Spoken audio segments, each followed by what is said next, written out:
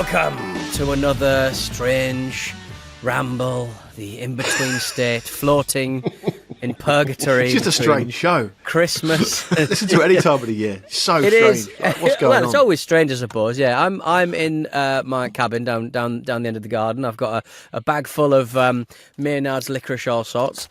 And Andy, I'm not really sure what Andy is, but I know that Luke is at his granddad's house, which is absolutely lovely. I'm recording this from the only quiet place in the neighbourhood, given there's loads of kids around at Christmas, and that is my 93-year-old grandfather's study.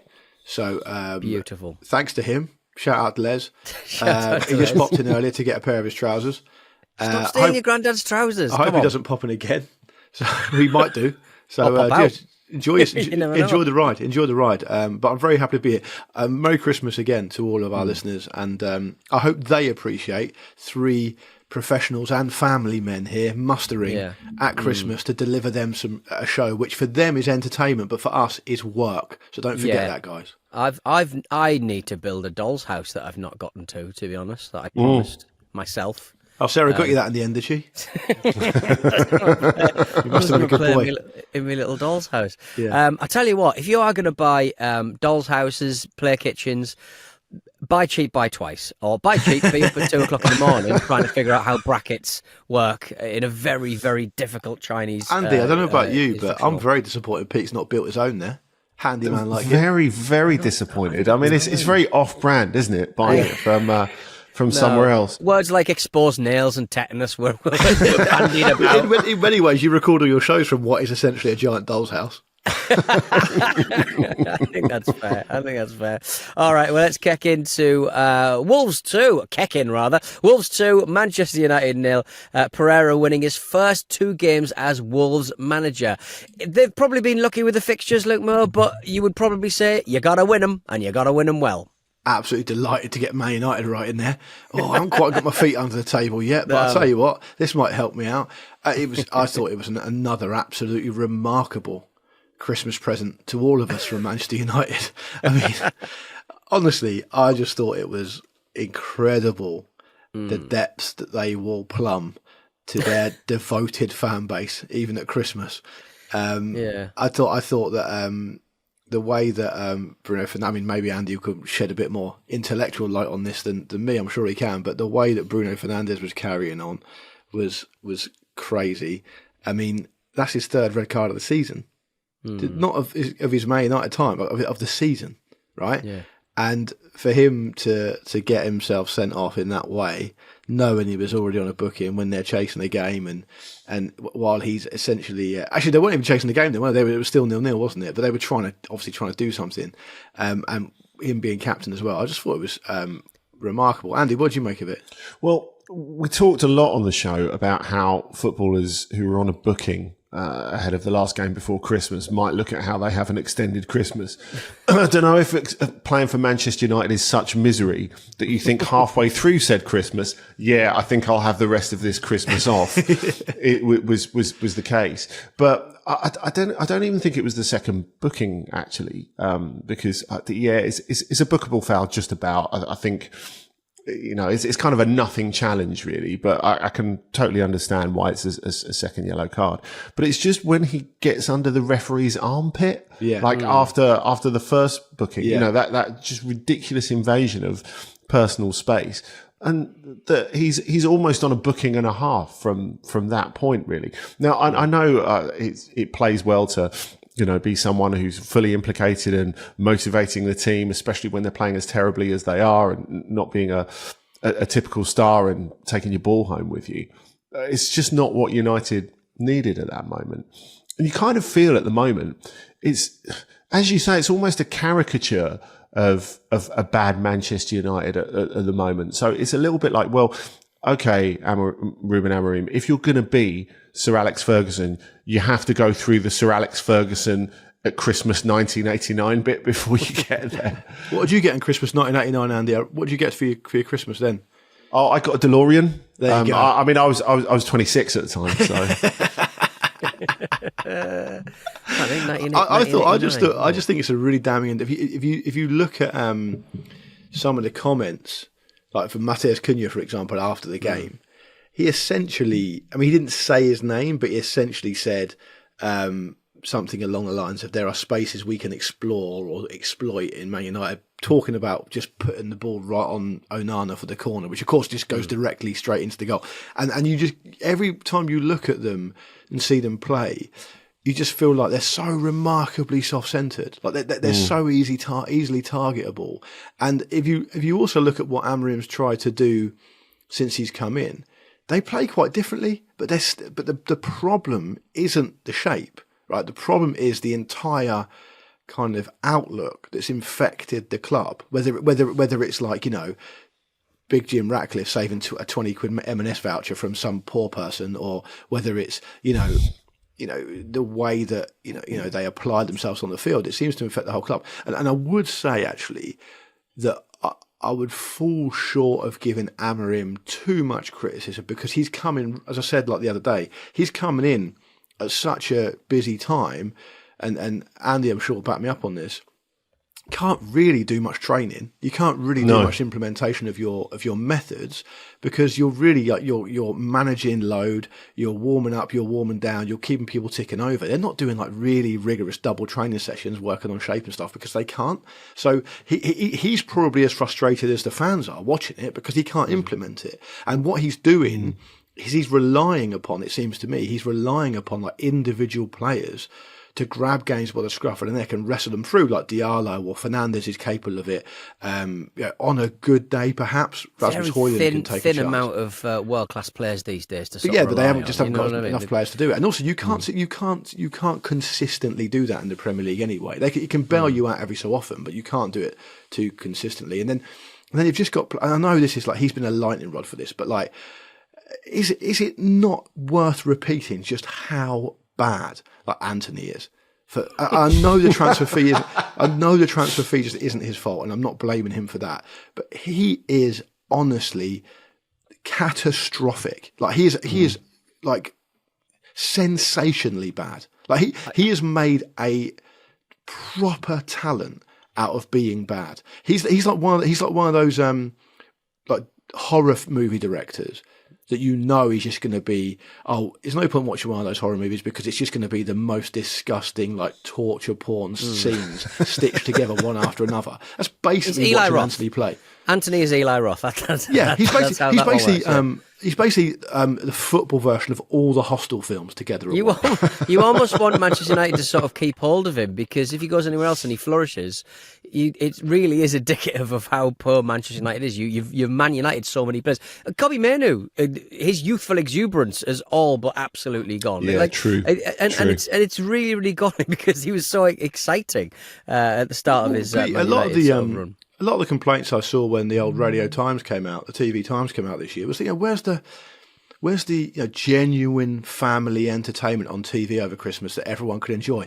Well, my family bloody enjoyed that yesterday. So everyone, no one had a bad word to say about it. I don't know. I think it used to be quite interesting and quite fun watching Man United fail, because, you know, massive global brand, dominate football for generations. But now it's like, it's quite uncomfortable viewing. It's like a Greenpeace video, you know what I mean? An expose, watching another chicken getting fed into a big machine. Oh, sorry, Ruben, you're next up on the chopping block. It's awful. But I mean, I suppose the worst thing for them is that they haven't even got that role anymore. Manchester City have stolen it from them. Yeah. They've had Man United, the noisy neighbours. They're just two crappy neighbours. They're not even a focus of Schadenfreude, are they? No. Because there's just other bigger fish doing it better. But the Man United fans listen to this, if they are still listening, would probably say, well, you know, we had some shots, you know, we ventured forward, we had about the same amount of possession, you know. First 20 minutes, we started okay. And obviously the fact that Wolves score so late when United are chasing the game, you could possibly argue, you know, at least they're chasing the game, they're trying to get something out of it. But it's pretty thin gruel for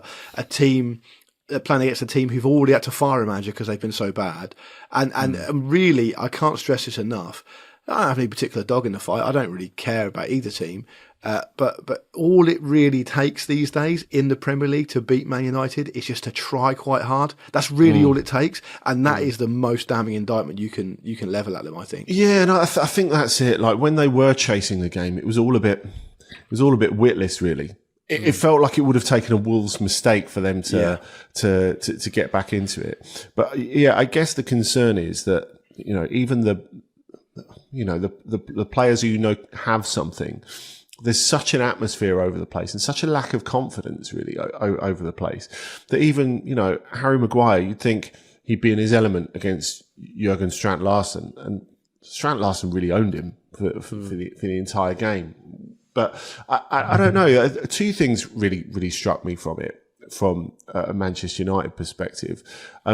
Firstly, it's bad enough at the moment that you think, yeah, this idea that I had last season about them using Eric Ten Hag as a human shield, could they have not toughed out the difficult bit of him still being put up with this? And maybe Ruben Amorim would have really benefited from a pre-season rather than being parachuted. Rather than being parachuted in the middle of this mess. Absolutely, Pete. The second thing as well is I have no qualms with the legitimacy of Cunha's goal. What was annoying though is, Amorim kind of clutching at straws by going, there's some Wolves players stood next to Onana, rather than like we didn't defend it better. But also, Wimbledon scored pretty much exactly the same goal in the 94th minute against Swindon, and it was disallowed but for a foul by a League Two referee. That is surprising. Absolutely shocking in that league, for crying out loud. I mean, speaking of goalkeeping, Jose Sarr is back to being a goalkeeper again. I thought he played really well in this. He had some saves to make, didn't he?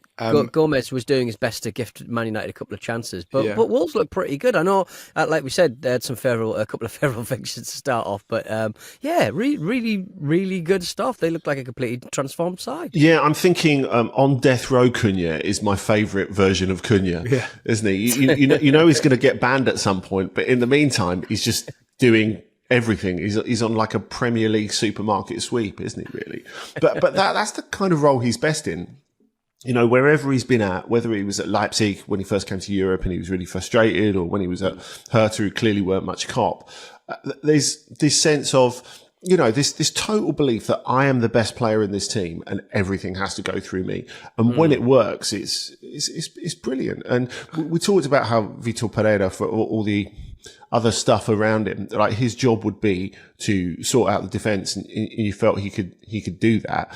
Admittedly against Leicester and a not great yesterday Manchester United, but straight away he has stopped them making daft mistakes that are costing them goals, and that's a real upper. Also, he didn't stop writing for the entire game. I thought that was weird. Because it can only just be insults that he's writing down. Just work on his insults for half time. Yeah, I mean, you have to say the third team in this match is very much the fog. Wasn't it foggy? Oh, it's foggy everywhere. It's like Silent Hill, watching those zombies of Man United shuffle around. It was. I'll tell you, it's a horror movie. It's an absolute horror movie, I'm telling you. Well, Man United are a horrific 17 points off the top of the table, 11 points off the top four, but just 8 points above the relegation zone. Yeah, some people have had more points than them at this stage of the season and been relegated before. Obviously, they're not going to get relegated, but it's quite interesting to see that. That's a lovely little fact. Not in a league that Southampton are in. No, quite. Or this Southampton are in. Well, they have got Arsenal, Liverpool in the next 3 games, and Newcastle as well. They're playing Newcastle on Sunday night. Newcastle beat Aston Villa 3-0 yesterday to make it 4 wins in a row in all competitions. I think the Football Ramble WhatsApp was very confused about John Duran's sending off. Yeah, I couldn't see that. What's your take on that, Luke? You were particularly vociferous about it. I thought it was a very confusing red card. I don't really see where the animosity was. I don't really see where else he could put his foot. It looked worse in slow motion, obviously, but in real time, it was like, oh, everyone's on the floor. Like, well, no one. So quick. I couldn't even work out what it was for until I think saw the it might. You know what? Some clarity will probably. I'm sure the clarification will no doubt see me being embarrassed once again. But it felt like it was watching it about 3 or 4 times at half time. It seemed like the first step was more aggressive than the second, because you're right, you couldn't put your foot anywhere else with the second, but because he'd made the decision and his ankle rolled slightly, meaning that he'd diagonally gone into the leg of Shire. I just felt like the first foot might have been the New Year first foot might have been the thing that too early that did him, but yeah, everyone was very confused about that, and VAR didn't rule it. A lot of people around me at the game thought it was thought it was a red card. And to clarify, I wasn't in with fans who had a vested interest in it being a red card. Oh, you were at the game as well, nice. But other journalists, they thought it was a red card and he'd done it on purpose. But I agree. I think he's just trying to stand up. He's falling over and he's just trying to stand up. Having said that, I think Villa played the game really poorly, and I felt a little bit sorry for Unai Emery, not just because he was getting a load of stick from Jason Tyndall. He was raging, by the way, by that decision. He was furious, and then Jason Tyndall gave him the finger to lips, like probably about 5 times in a row. Last thing you want to see. It's the last thing you want to see from Tyndall at Christmas. Emery's such a nice man. He was like infuriated. It's like, imagine the worst thing that could happen is if like you got introduced to your mum's new boyfriend at Christmas and it was Tyndall dressed like that. I mean, the Newcastle shit houses are back. Yeah. You're welcome, Premier League. He's lucky he's got football at Christmas because no one wants to see him. I don't know much about Jason Tyndall. He's always there or thereabouts, but I don't know. I don't know why he's such a prick. Like why he decided to become a prick. He got sent off. He got sent off at half time. Despite his team being up 1-0 and a man up on Boxing Day, he got sent off for a row with an analyst. How do you rile an analyst? Yeah, some know. Malformed formulas. What's going on? What, are you using a mouse for your Excel work? Yeah, exactly. Coming up after this, Frank Lampard had a lovely Boxing Day, but seriously, Wayne Rooney could lose his job. Let's not take the piss here. I certainly wasn't. Well, I think you are. That's the levels that Wayne Rooney needs to get to. That's the levels in Walkabout. Chelsea 1, Fulham 2. Rodrigo Muniz scoring a 95th minute winner for Fulham in the West London derby. We don't know where Marcus is. I'm sure he had a good time watching that, wherever the hell he might be. But it is Fulham's first win at Stamford Bridge since 1979.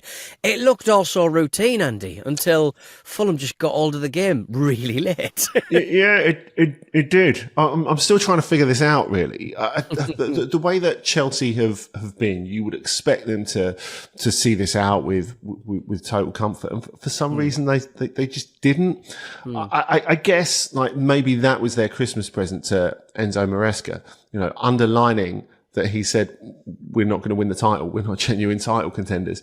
Here's why. Because, if you are a title contender, you just see that out. And I think 9 times out of 10, they would have seen that out with total comfort, but they just didn't defend well enough to do so, really. Yeah, I mean, Cole Palmer's opener, he just sort of streaked through, took it past 2 players and slotted it home, and it looked very, very routine. And to be fair, Fulham tried to do that exact same thing about 5 minutes later, but it didn't quite come off. It was quite satisfying, I think, for Fulham fans because of 2 of Marco Silva's substitutes scored the goals for Fulham, and that is kind of what Marco Silva brings to this Fulham side. He's very pragmatic, and he knows how to change up. He knows how to sort of manage a game and manage his resources over a really busy period. But I also think he what they're amazing at Fulham is really lifting themselves for big games. Like it's almost like a reflection of Marco Silva, who to me, and this is not a criticism of him, but he seems like a very self-confident, kind of almost arrogant guy. Yeah. And I've been to Fulham, I don't know, 10 times over the last couple of seasons, and the best I've seen them play has been, against when a big team comes to town. Now. Yeah. What's kind of more interesting about this is that obviously it was away from home, but it's a derby game, it's Boxing Day. They stuck in there for them, and obviously they score a goal very, very late on. But Chelsea are probably overachieving this season anyway. I mean, I thought they'd be a disaster this year. I have to keep reminding people of that and just being honest about it, because I thought it would be really, really tough for them to blend all these new players, but they've actually been really good. And then after the game, Cole Palmer said, we knew we weren't going to win every game this season. It's the first season with a new manager and all this other stuff. So, it's given how good Fulham have been, admittedly punctuated with a couple of really frustrating results, like when they didn't beat Southampton at home, or,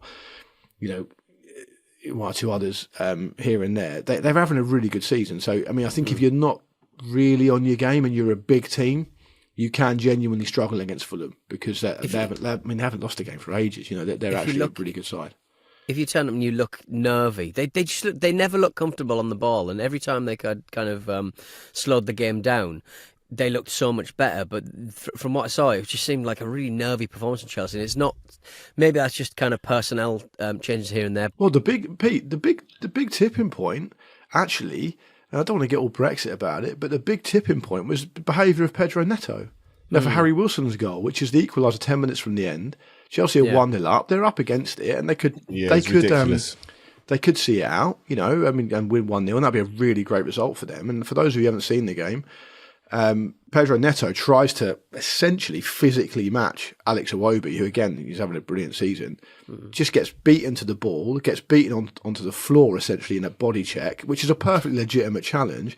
In my view, is embarrassed, so just goes down clutching his face for about 25 seconds, right?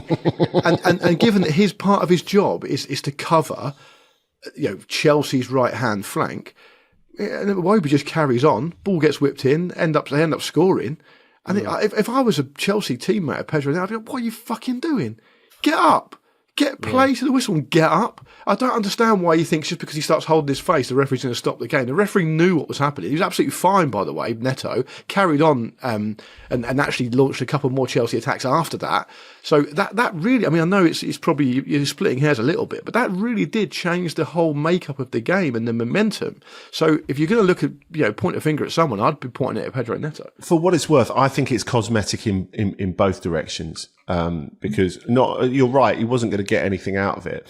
But on the other hand, I can kind of see why he's done it, because once Iwobi's past him, he's out of the game anyway. So it doesn't have any effect on the subsequent bit of play that leads to. But I think it deflects. But Andy, it arguably deflects the concentration of the other players. Yeah, maybe. I suppose you could say that. I mean, it felt to me that Chelsea, especially as they score so many goals, got more and more tense, having not scored the second one. Yeah, maybe, yeah. And especially the way they played in the first half, they probably should have had a second goal. And when that didn't happen, Fulham got themselves back into the game a bit more. But look, I felt that if you look where Fulham are at the moment, I know what you said about them dropping points against Southampton, but there's this sort of mini gap developing, isn't there, between the top four and the rest? The surprise being, of course, that Manchester City aren't in that top four. But when you look at where they are points-wise, Newcastle, who for a lot of this season not played nearly as well as they could have, find themselves in fifth place and find themselves with a really good opportunity. Fulham find themselves with a really good opportunity. You look at Bournemouth, City are in there, Villa. There's about 1 point between all of those teams, isn't there? They're really bunched up at the moment, which I think tells you, A, that if City could find something, they could salvage a Conference League place out of their season. And I mean, I know it's weird Chelsea being in the Conference League, but how weird would it be Manchester City being in the Conference League? I mean, that would really make a mockery of the competition. And yeah, I think there is an opportunity for someone, isn't there? So never mind the Conference League place, to get that fifth spot. That seems to be what's developing at the moment. Andy, I'll tell you who's absolutely ruining the Premier League, and that's Liverpool.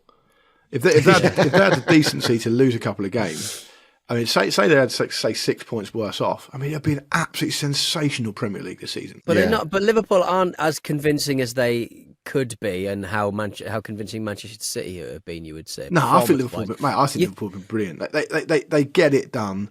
They are so much better in the second half than they are the first half. Arne Slot's ability to change things around, tweak things slightly, and get results out of that is amazing. They've had one anomaly this season, which was very early on. They lost at home to Forest. Since then, I mean, I wouldn't say they haven't been faultless, because they've had a couple of near misses. Obviously, didn't beat Fulham as well, by the way, when we're talking about them. But they have been brilliant. Mostly irresistible, I think you would say. Yeah. It's a great review for anyone. I loved it. That's what Pete's Tinder says, that. Certainly. Elsewhere, former Chelsea manager Frank Lampard had a good Boxing Day. His Coventry City side beat Wayne Rooney's Plymouth Argyle 4-0. It was the first time the pair had ever faced each other as managers. And let's face it, it's probably not going to happen again. I mean, Plymouth's away form, 6-1, 5-0, 4-0, 4-0, 4-0, 3-0 losses on the road. It's not ideal for Wayne Rooney. I think he's going to be spending a bit more time, well, in that walkabout in London that he loves so much. The thing that really cheers me is the thought of Lampard going over to the bench, because you always wonder what they're saying to each other when they shake hands. Yeah, it's like Lampard going over to the other bench and going, "You lot were shit. Oh, seriously, well played though." Was he on a hiding or nothing? I'm sure we're not going to go absolutely deep as hell into Plymouth because we probably don't have that there. But like, was Rooney on a bit of a hiding to nothing? Was it a kind of was it a strange job for him to take because they're not very well resourced? I wonder that. Well, I mean, they beat Portsmouth, so I mean, Portsmouth absolutely huffed and puffed for like 85 minutes against Plymouth and lost 1-0. So, but they've had. Listen, when Rooney took over, obviously he's had this whole season, right? So they started off just quite inconsistently. He's inherited a situation where they went through, I think, 3 managers last season already. So he's basically the 4th manager they've had in a year. It's not I'm not necessarily defending because I don't think they've been that good, but I do think it's worth pointing out that if you're the profile the size of Wayne Rooney going into a job at Plymouth, and I actually believe he's doing the job for the right reasons, and some of the comments he's made about why he's in management and how he realises he's got to start from the bottom are all pretty encouraging. I don't want it to be seen from people who don't follow football that closely that, Wayne Rooney's going there and, he's been terrible and, it was all rosy in the garden. It wasn't rosy in the garden. They've had a really difficult time anyway. And, maybe you could say, given Rooney's experience, perhaps he's not worth a championship job. That's kind of, fair enough. I think he probably is. And I think he always knew this season was going to be hard. The championship's absolutely brutal. But it's also a really difficult league to kind of predict.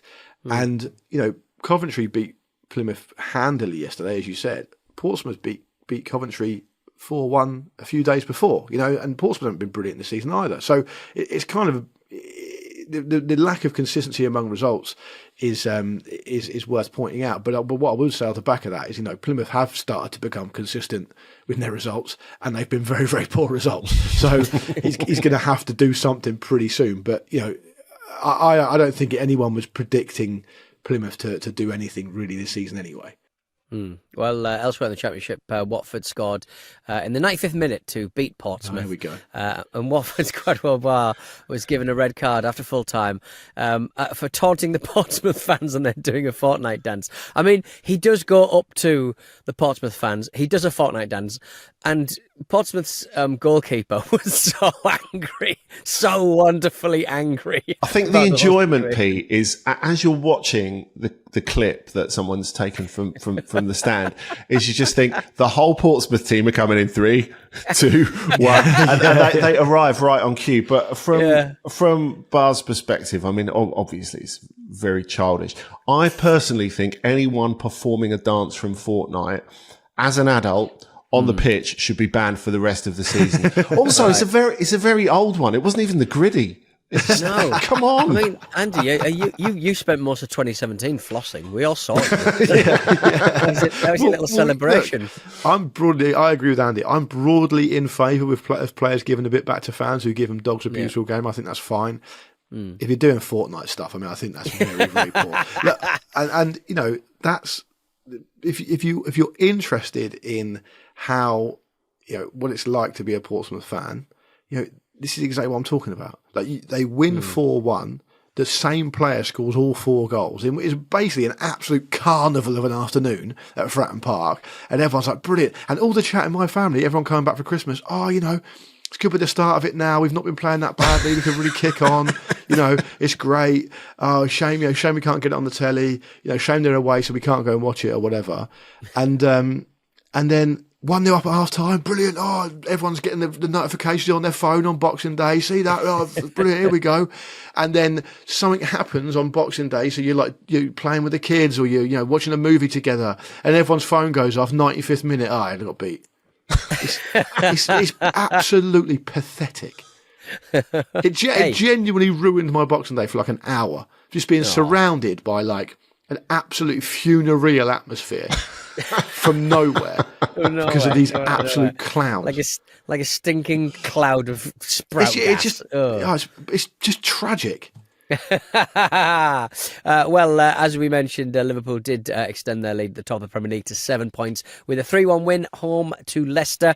They're unbeaten in 22 games and they play West Ham on Sunday. Yeah, I thought, again, in a very foggy atmosphere, Peter, reminiscent of a horror movie.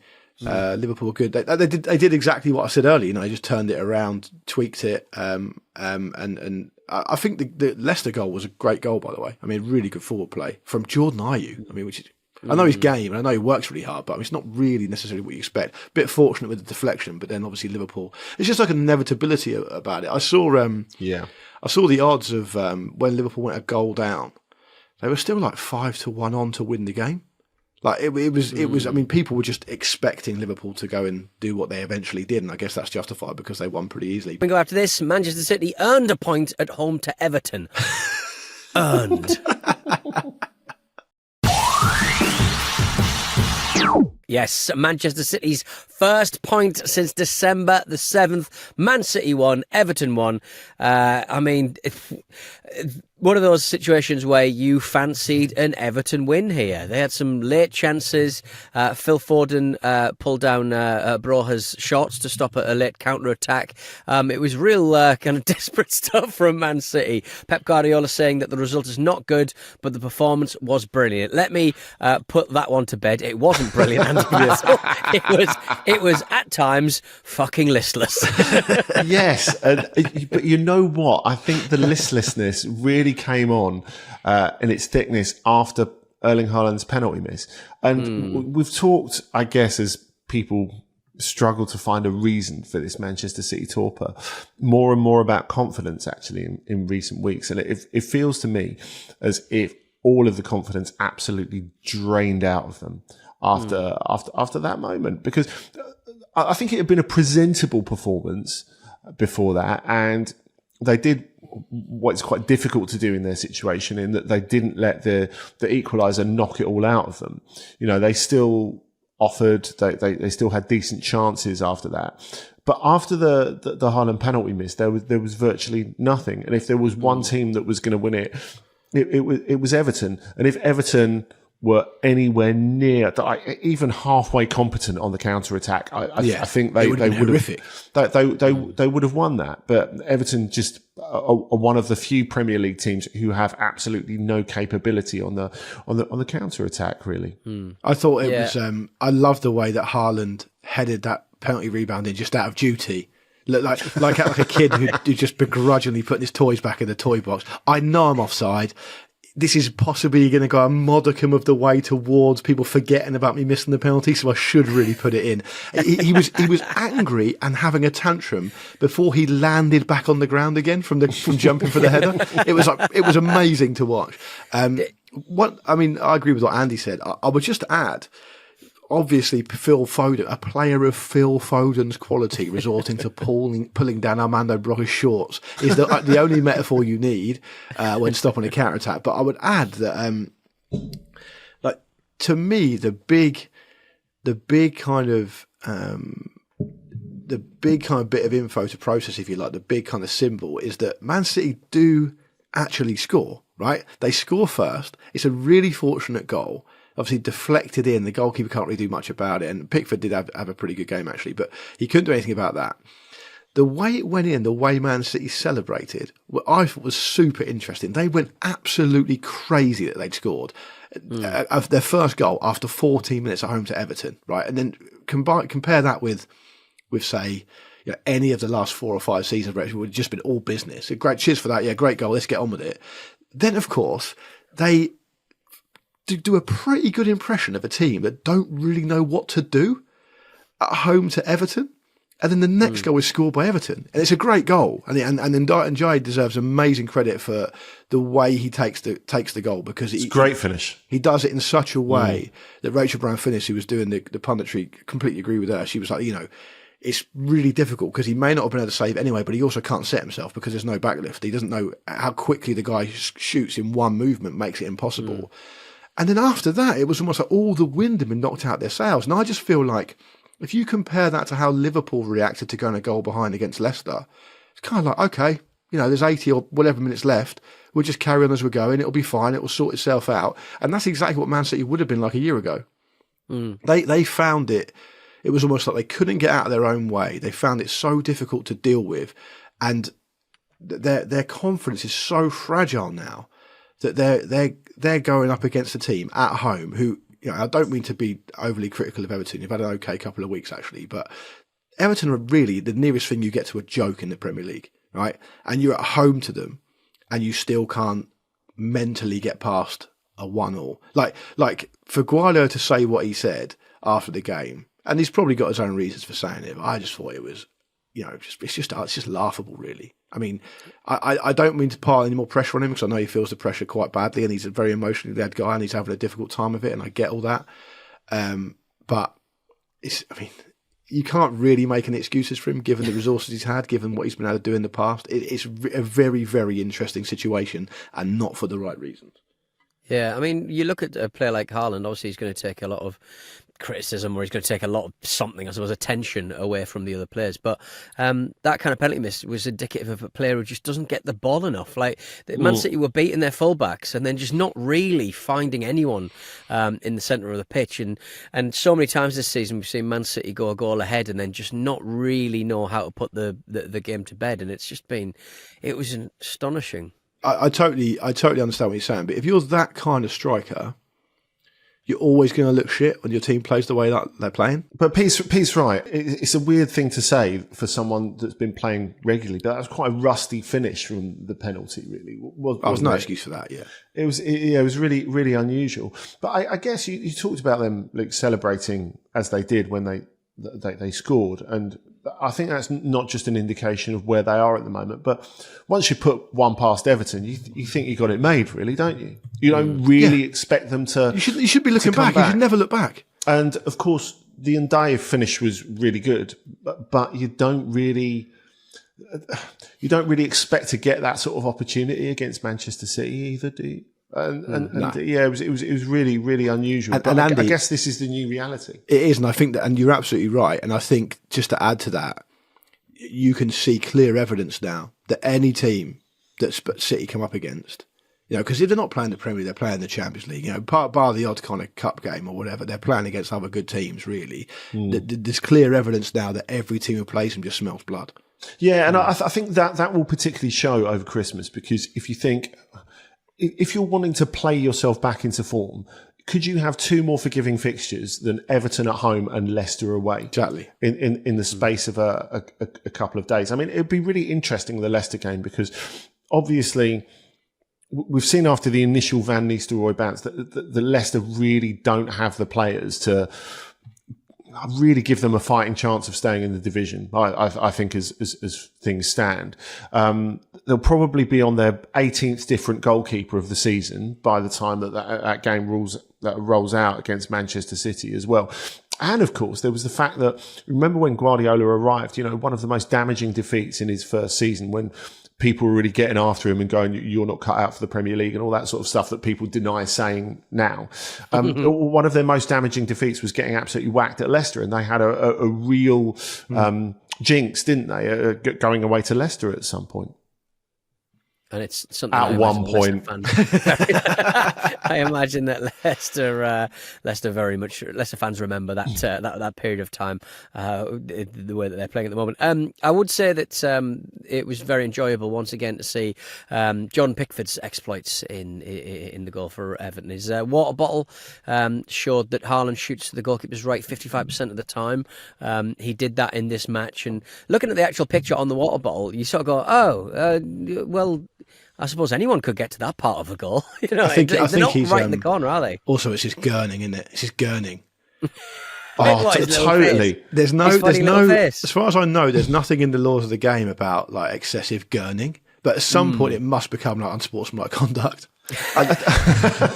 So basically, you're in a position as a penalty taker where you go, right, don't look at him. Just don't look at his face. The thing is, I haven't seen the picture on the water bottle, but knowing a little about Jordan Pickford, I'm guessing it was a sort of purple Ronnie-esque drawing with a little arrow on top of his head go, really cool guy about to save penalty or something. No, it's one of those S's that everyone used to do on the desks in the 90s. Yeah. Save the goal. Purple Ronnie's a great shout. I know, right? Oh, God, that is a deep dive even for the 80s and the 90s, I would say. I've got a purple Ronnie pint glass back at my parents' house that I actually drank out of yesterday that's still in there. Did anyone get any purple Ronnie off Forever Friends cards over the weekend? Yeah, you can't still buy them, surely. They're all about farts. No, surely not. I think the thing that disappointed me about the water bottle was that they'd clearly used normal printer paper to print it out, and then they'd sort of used wide tape to sort of tape it to the water bottle. Can you not just print onto some stickers?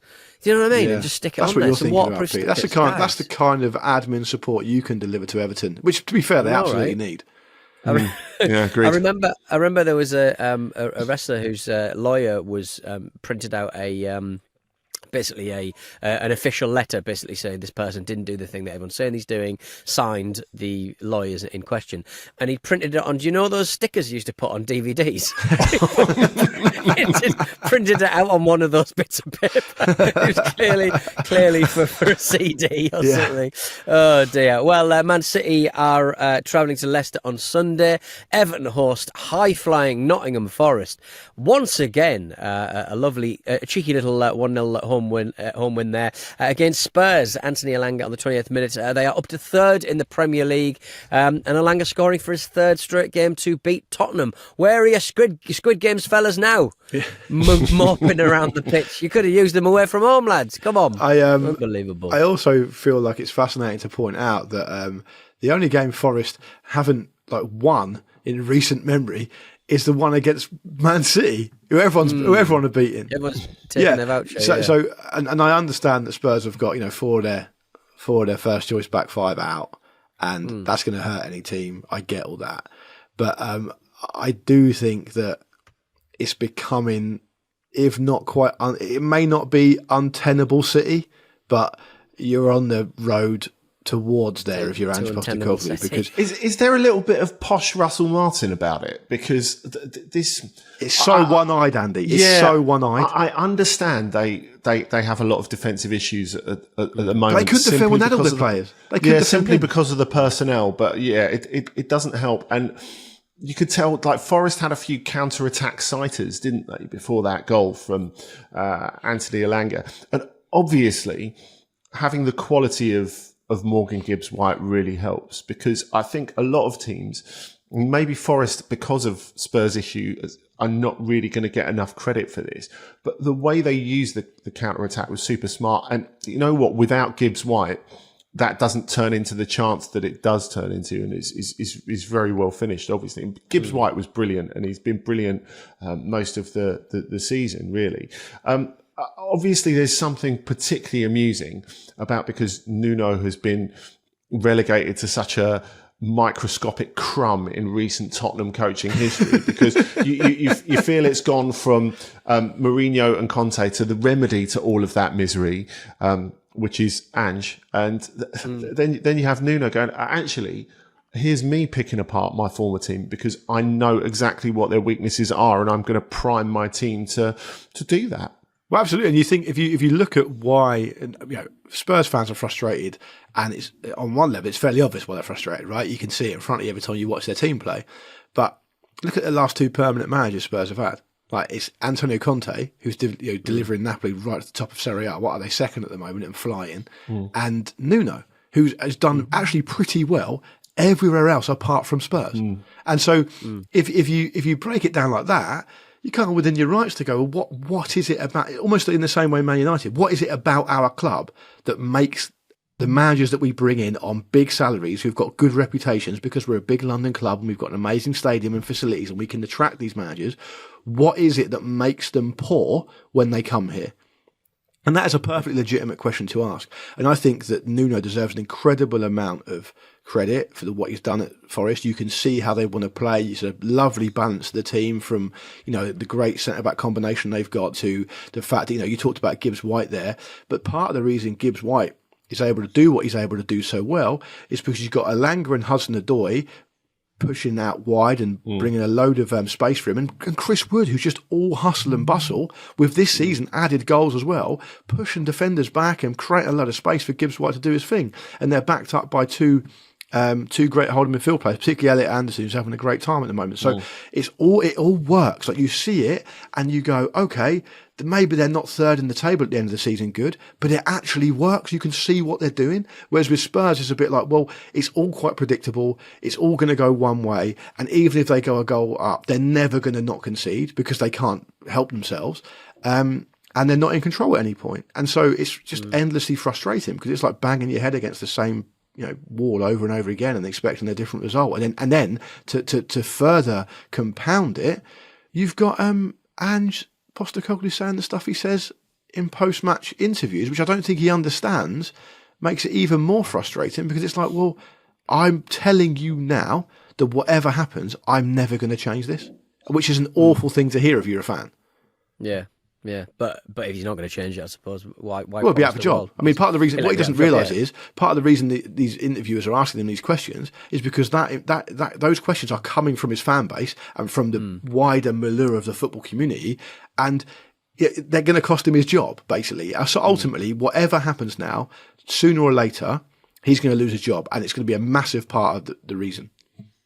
But I mean, this isn't going to change, but not in the short term anyway. But I feel that Forest are one of the stories of the season. They're brilliant. It's remarkable what they've been able to do, and as you say, so many of those players are functioning at such a high level, but quite a few of those players have been treading water elsewhere. I think you look at Hudson-Odoi, Chris Wood, who had his moment where he scored a hat-trick about this time last year at Newcastle. But if you'd have said this time last year that when everyone's fit, he would be the starting striker instead of Taiwo Awoniyi, I don't think people would have believed you. Not off the back of that Newcastle spell. No, exactly. And, I think the level that all of those players are at, you can only look at Nuno really as being the common denominator for that. I think Hudson-Odoi possibly that's harsh, Andy. Well, no, because I think you look at what was happening to his career. It was just going sideways. He was a guy that Bayern Munich wanted to buy for 50 million. But didn't Chelsea block it though? Yeah, they did. Chelsea held on to him. He didn't really do much there. He did absolutely nothing when he went on to loan at Leverkusen. And really, it felt that, I wouldn't say the Forest move was a last throw, but it was him going down a couple of steps or going back a couple of steps to just get some games and get himself back in some sort of form. And Nuno has been instrumental in him becoming the player that he looked like becoming when he was younger. And it's not just about resurrecting careers, it's about Nuno having a real holistic kind of approach to bringing everyone together, the crowd, the staff, the players. It just seems like a completely different picture to what we're looking at, in the other dugout. He's a touchline hugger, isn't he? And he's always been a touchline hugger. I love that. Yeah. It's good stuff. All right, it's time for this. Dean Smith also says you're an encyclopedia of football. A what? An encyclopedia of football. I don't know what that means. He doesn't know what that means, crying out loud. He doesn't know what that means. It's Jack's Encyclopedia. Last week, Luke beat Jim on a tiebreaker to win the Intercontinental belt. We're back with the belts. We're back with the people who can win belts. And we also released a Christmas Day edition of Jack's Encyclopedia. We won't share any spoilers in case you haven't listened yet, but it was a lot of fun. Find that episode now in the usual places. It's a simple game of categories. If you go too slow, you'll hear Gary Neville's orgasm. I will test out me pressing that button. It's Torres. There we go. It's Torres. Always got to check the tech before you start. It's just nice to hear it an extra couple of times. We're going to kick things off with you, Lucky Move, if that's all right with you. Because I'm the Intercontinental belt holder and I smashed Andy last time I played him. Is that the reason? Yeah, okay. At least read the script I wrote for you. Yeah, well, enjoy the first round.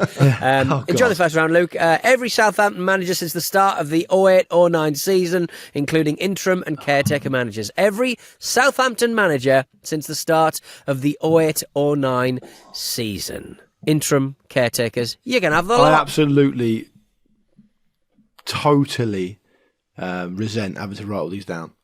Because I'm in a household of a very serious Portsmouth fan. You know, I don't want him seeing this. Well, just to steal his trousers like you have been doing. Yeah, I'd be thinking, what are you doing for a job? It raise you like this. Okay, Mauricio Pochettino. Sounds so quaint. Ivan Juric, who my Roma supporting son didn't realise he was the new Southampton manager.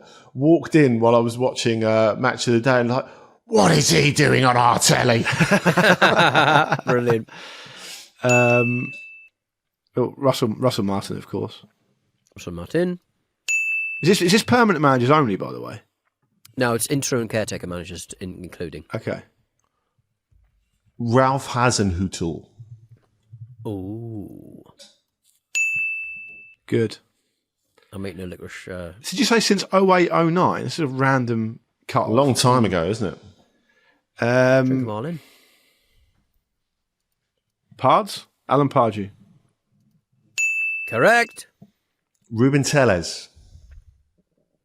Oh, hang on a minute. That can't be correct because his name's Ruben Sellers. Oh, did I say Tellez? Come on. I thought that's how you said it. The thing with Andy is he knows all the pronunciations. It's a technicality, but I'll take it. No, it's fair. It's fair. Unless you're saying it's Ruben Celes, that's absolutely fine. Andy, I just presumed, Andy, you'd pronounced it correctly. Andy delivered that in a way that just said, "Let's just get this over with." I had. I also had Nigel Adkins, but I had Sellers. I had Nigel Adkins as well. You could have had Simon Rusk, the famous interim manager, of course, the absorbent Rusk. We hardly knew him. Ruben Celes, as you said. Ronald Koeman, Nigel Pearson, Nigel Adkins, Nathan Jones, Pellegrino, obviously. Mark is it Water? Water? Yeah. Water, yeah. Mark Hughes, Kelvin Davis, Piotr Villet, Claude Puel, and Dean Wilkins, the caretaker manager. Just the most unbelievably forgettable list of names ever. I don't know. There was some quite big names in there, which is interesting. That's Southampton's a bit of an entry point. Do you not think? Southampton Wolves, decent managers in the Premier League. All right, Andy. Teams that Man City have failed to beat this season. Any team? How many? About 20 of them. Any team that have either beaten or drawn Man City since the first game of the Premier League this season. In all competitions. All competitions. And is it? How many is it in total? How many are there in total? In total, there are 14. Luke. Okay. May I begin with Arsenal?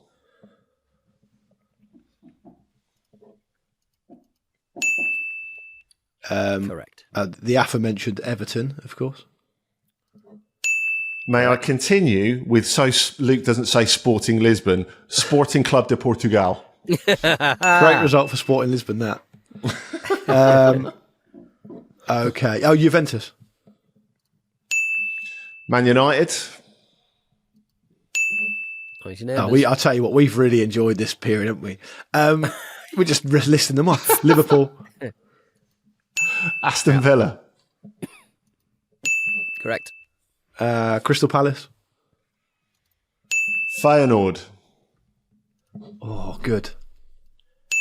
I want to say Brighton. And you'd be right. Great round. Newcastle United. Newcastle United. Oh, how many have we got left, Pete? 1, 2, 3. 3 left. Oh, goodness me. I think in the dim, distant past, they didn't manage to beat Inter at home in the Champions League. And you'd be right, Was it Luke. 0-0? I think it was 0-0, wasn't it? Yeah. Tottenham Hotspur. Oh, yeah. Tottenham started this whole foul jamboree. They've beaten them twice. How many left? You got one left. Oh, my goodness me. Only one left. Wow. Oh, it's the first league game at the start of this big malaise was, I think they lost 2-1 to Bournemouth. There we go. Well, you both get a point there. We've enjoyed this from Man City. That's made that absolutely clear, isn't it? They're all burned onto our brains. let's remember, like you did all 14 bits, and that's quite an achievement, lads. And only Man City can do that. All right, we head into the third round. Luke has 2 points. Andy has 1. Let's get this finished, lads. Goodness. Luke, you're going to kick off with this one. Every player that reached double figures for Premier League assists last season. Every player that reached double figures for Premier League assists last season.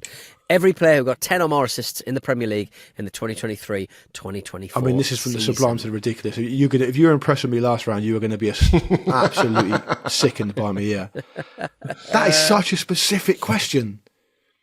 10 or more assists. Just think of the assistsmans for each side, I suppose. Ollie Watkins.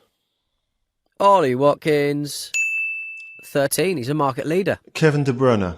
Got to be. 10. Just squeezed in there, Andy. My working theory for this is that people spend a lot of time thinking about his goals and probably ignore the fact that he contributes a lot of assists as well, and that is Mo Salah. Correct, 10. Anthony Gordon. Yep. Oh, that's an excellent answer. It's a good one, isn't it?